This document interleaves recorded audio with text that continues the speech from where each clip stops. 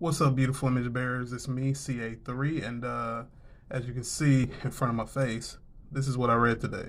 So Jesus heals a lame man by a pool. Okay, Jesus meets this paralyzed man, and he asked him, "Would you like to be healed?"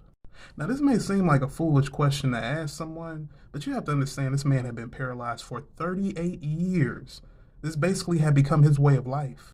Now, while it may seem obvious to us that he should want to be healed, this man shows us that it's entirely possible to make ourselves at home in mediocrity, in our mess, in our brokenness. It's entirely possible to begin to view our infirmity as home. In our modern times, there are many folks walking around with spiritual infirmities and illness, but they become complacent in it. Jesus proves here that healing is within our grasp. It's just a matter of desire and seeking out the Father. So, of course, the Pharisees find out that the man has been healed and he's carrying the mat that he was laying on. It's honestly funny to me how the Pharisees never tried to help this man, but instantly took notice the moment he was doing something against their rules. The Pharisees basically twist the commandment, which tells us to remember the Sabbath day and keep it holy, and they decide to add on to it by saying no one can do any kind of work, including apparently just carrying a mat. The issue was the Pharisees added their own traditions and laws on top of the Ten Commandments, which were already designed to show us that we could never keep God's perfect standard.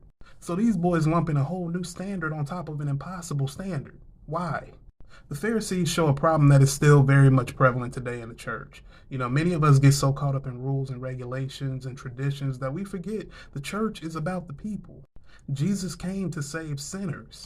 It's our mission to be his hands and feet now that he's returned to the Father. And in order to do that, we must have the same compassion and love for people that he did. Paul literally says that honestly, it doesn't matter what we do for God. If we don't have love at the end of the day, it's pointless.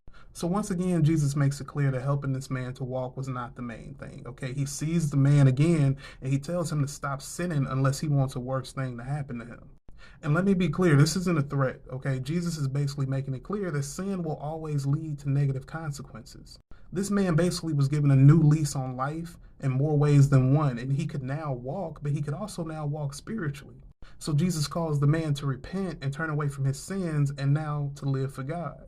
See, the point here is Jesus delivers us so that we can live for him, not so that we can pursue sin or our own desires. Just like the woman who was caught in the act of adultery, after Jesus had an encounter with her, the last thing he says is, "Go and sin no more." Because Jesus isn't about just changing our circumstances, he's about changing our hearts.